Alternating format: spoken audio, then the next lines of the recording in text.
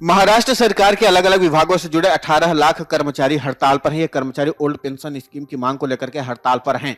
हड़ताल के पहले दिन सीएम एकनाथ शिंदे ने महाराष्ट्र विधानसभा में बड़ा ऐलान करते हुए कर्मचारियों से हड़ताल वापस लेने का आह्वान किया। सीएम एकनाथ शिंदे ने कहा कि ओल्ड पेंशन स्कीम को लेकर के सरकार सकारात्मक है।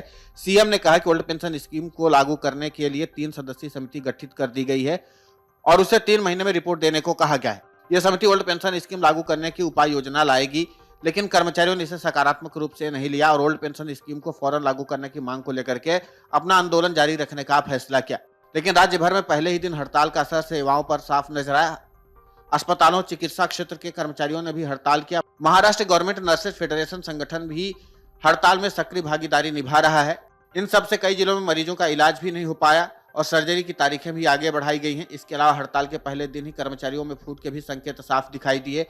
प्राथमिक शिक्षक संघ महाराष्ट्र राज्य ने हड़ताल से खुद को किनारा कर लिया है। इस संघ के अध्यक्ष संभाजी थोरात ने कहा कि उनके संघ में कुल 2.5 लाख शिक्षक और सरकारी कर्मचारी हैं।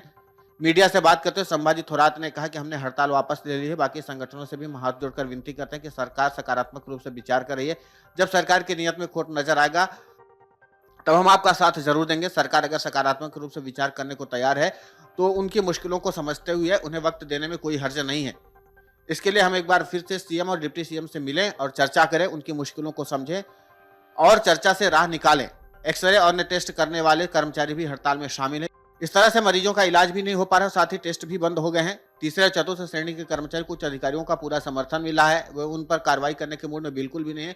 उल्टा राजपत्रित अधिकारियों ने भी चेतावनी दी कि 28 मार्च तक कोई हल निकला नहीं तो फिर वो भी हड़ताल पर चले जाएंगे। राज्य के कई जिलों में शिक्षक और शिक्षकेतर कर्मचारियों का अनिश्चितकालीन हड़ताल किए जाने की वजह से स्कूल में पढ़ने आए छात्रों को काफी मुश्किलों का सामना करना पड़ा।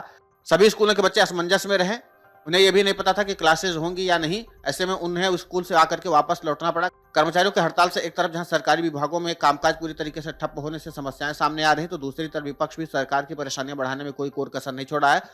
उद्धव ठाकरे ने कहा कि जब राज्य सरकार के पीछे महाशक्ति यानी बीजेपी की केंद्र सरकार है तो ओल्ड पेंशन तुरंत लागू करने में समस्या क्या है। विधानसभा में नेता प्रतिपक्ष अजित पवार ने कहा कि जब छोटे राज्यों में ओल्ड पेंशन स्कीम लागू की जा सकती तो महाराष्ट्र जैसे राज्य में इसे लागू करने पर राज्य को क्या समस्या है। कांग्रेस के प्रदेशाध्यक्ष नाना पटोले ने कहा कि इस सरकार के पास सिर्फ पैसे डुबाने वाले उद्योगपतियों को पैसे बांटने के लिए हैं, आम कर्मचारियों के लिए पैसे नहीं है। जन विरोधी सरकार है। क्या इसमें भी अब कोई शक शुबा है और सवाल बाकी है। लेकिन कर्मचारियों ने साफ कर दिया कि पुरानी पेंशन की बहाली के बिना वो अपना आंदोलन वापस लेने वाले नहीं है और यही कारण है कि महाराष्ट्र में एक बार फिर से पूरी तरीके से शिक्षा व्यवस्था से लेकर के हर एक सरकारी कामकाज चरमरा गया है। देखना होगा कि राज्य के मुखिया एकनाथ शिंदे भी इस मामले पर क्या फैसला लेते हैं, क्योंकि कर्मचारियों के हड़ताल की वजह से पूरा सरकारी कामकाज ठप पड़ गया है। Video desk amarujala.com। डाउनलोड करें अमर उजाला ऐप और पाएं खबरें लगातार। अगर आप ये वीडियो YouTube पर देख रहे हैं तो हमारे चैनल को सब्सक्राइब करें और बेल आइकन को दबाना ना भूलें। अगर आप Facebook पर ये वीडियो देख रहे हैं तो हमारे पेज को लाइक करें।